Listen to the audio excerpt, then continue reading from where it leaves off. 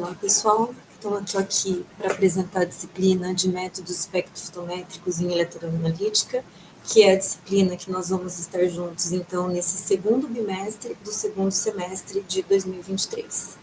Então, é uma disciplina que envolve a química analítica, né, mas utilizando aí a questão de equipamentos e especificamente os métodos espectrofotométricos e a eletroanalítica, que a gente vai saber exatamente o que cada uma dessas técnicas envolve. Então, já é do conhecimento, né? Então, a maioria aí já com mais de 50% do curso concluído e que certamente a gente já passou junto em alguma outra disciplina. Mas não cabe,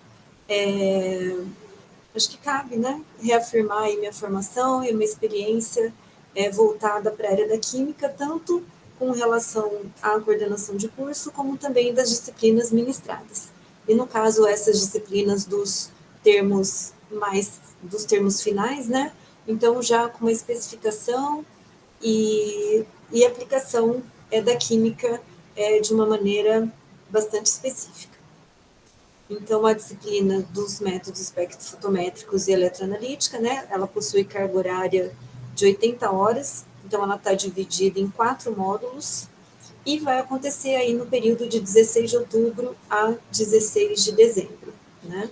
Então, como vocês sabem, a química tem as frentes, né, as suas frentes de química orgânica, físico-química, química ambiental, bioquímica, química inorgânica, que eu acredito que vocês já passaram por todas elas, e a química analítica, que se divide aí entre a química analítica clássica e a química analítica instrumental, para responder as perguntas do o que e o quanto, né, de um determinado analito está presente em uma amostra. Então, a parte dos métodos espectrofotométricos e a eletroanalítica, ela é uma química analítica, que ela vai ajudar a responder essas questões, mas ela é basada, vamos dizer assim, em técnicas instrumentais, então sempre com a utilização de um equipamento.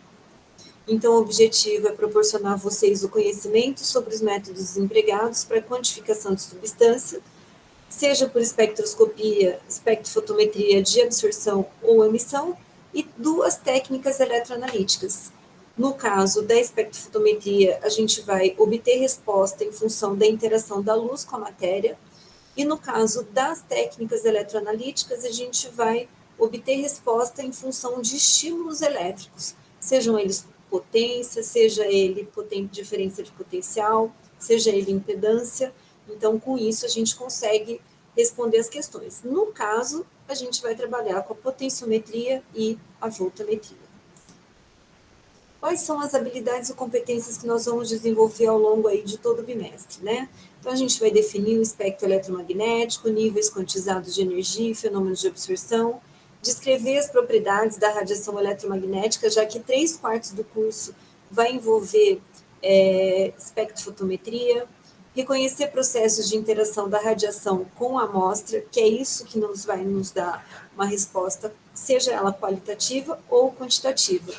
Identificar os diferentes materiais, as espécies moleculares que absorvem luz na região do ultravioleta e do visível, resolver a concentração, transmitância, absorção, coeficiente de absortividade de espécies moleculares, sempre aplicando a lei de Lambert-Beer, indicar os principais componentes do espectrofotômetro de absorção, elaborar curvas analíticas e curvas de adição de padrão, avaliar como se determina a concentração de uma substância por meio da espectrometria, né? E conhecer e aplicar técnicas eletroanalíticas, que no caso aqui a gente vai conversar sobre potenciometria e a voltametria. Então, no caso da potenciometria, que é aquela a gente vai obter resposta pela aplicação de uma diferença de potencial na minha amostra. E no caso da voltametria, processos de óxido-redução, lembra? Nos 2 casos. E no caso da voltometria, a variação de corrente. Então, qual é o comportamento da espécie à medida com que a gente tem a variação da corrente elétrica? Então, dentro disso, o nosso conteúdo problemático envolve técnicas espectrofotométricas, identificação de tipos de espécies moleculares que absorvem radiação na região do ultravioleta visível, determinação de concentração, transmitância, absorbância, coeficiente de absortividade utilizando a lei de Beer, A elaboração das curvas analíticas, que na verdade isso vocês vão aplicar em várias técnicas, acho que já devem ter visto isso lá com o professor André, nas outras análises instrumentais, e conhecer e aplicar as técnicas eletroanalíticas de potenciometria e voltametria. Então, basicamente, é esse assunto que nós vamos trabalhar ao longo dos 4 módulos desse segundo bimestre. Né? Então, aqui, basicamente, o que a gente vai ver, né? Então, a interação da luz com a matéria, né? Os equipamentos que nós utilizamos e como que a luz tem contato com a matéria e como que esse sinal ele tem para poder fazer quantificações, né? As curvas analíticas e os, as técnicas eletroanalíticas, né? Sempre envolvendo aí processos de óxido-redução, que também por meio delas a gente obtém os gráficos e as curvas analíticas de onde nós obtemos as respostas. Então, o nosso módulo ele está dividido em 4 módulos, né? Então, começando aí dia 16 de outubro e finalizando o 4º módulo no dia 28 de novembro. As avaliações irão ocorrer de 29 a 2 de dezembro. Quem perder a avaliação repositiva de 11 de dezembro e o exame final para quem precisar dia 16 de dezembro. Cada módulo, então, possui a sua trilha de aprendizagem. Então, o tema, aula ao vivo gravado, material de apoio com as referências, atividade avaliativa, que pode ser das mais variadas possíveis, né? Vocês já me conhecem. E o 4º módulo, que vai ser um pouquinho diferente, que a gente vai trabalhar com uma trilha de aprendizagem, né? Então, nessa trilha de aprendizagem, ela é composta por vídeos apresentando as técnicas, a leitura de artigo, envolvendo a técnica também, os capítulos de livro e depois uma atividade para fixação de conteúdo que dentro dessa trilha ela não é obrigatória, mas dentro do módulo a gente vai ter a atividade avaliativa obrigatória. Os nossos encontros, né, para as aulas ao vivo, as conferências começam lá no dia 25 de outubro, 14 de novembro, 11 de novembro e 21 de novembro. Então, passa muito, muito, muito rápido. Dentro da disciplina, a gente vai ter aulas práticas no laboratório virtual, então a determinação de ferro por espectrometria de absorção atômica e determinação de sódio e potássio em bebida isotônica por fotometria em chama. Né? Então, vai ser possível avaliar e realizar um experimento utilizando essa técnica. A avaliação, ela segue o padrão do EAD, né, pessoal? Então, as 4 atividades avaliativas, a participação na aula ao vivo e a avaliação presencial obrigatória. Lembrando que as atividades avaliativas compõem até 40% da minha média final, 8% das aulas ao vivo e 52% da avaliação presencial. Né? E se obtiver a média 6, está aprovado. Se tiver uma média abaixo de 6, é possível fazer o exame para recuperação dessa nota. E depois, se após o exame tirar uma média 5, está aprovado. E se tiver uma nota abaixo de 5, está reprovado.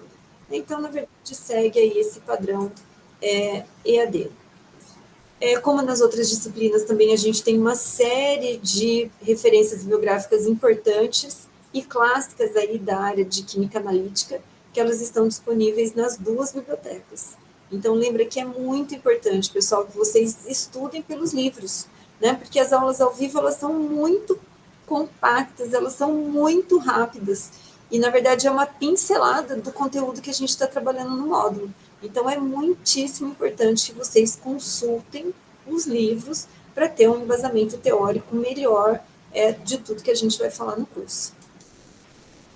Então, o meu contato, a gente tem aquele fórum, né, de conversa com o professor, né, no caso, então que é muito importante que vocês utilizem a ferramenta própria para essa comunicação, porque fica registrado, às vezes a sua dúvida é a mesma do colega, né, então que é muito importante que vocês tenham isso aberto para que as contribuições possam ser para todos e não só para quem emitiu a dúvida.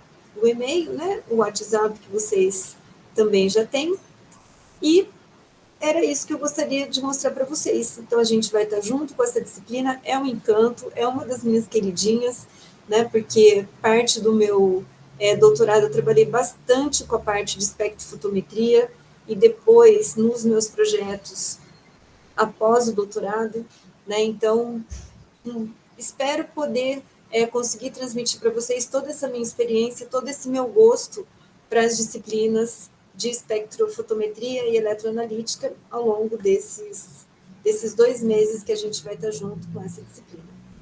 Certo? Bom, pessoal, então nós nos vemos, né? A partir do dia 16 a disciplina está liberada, mas a gente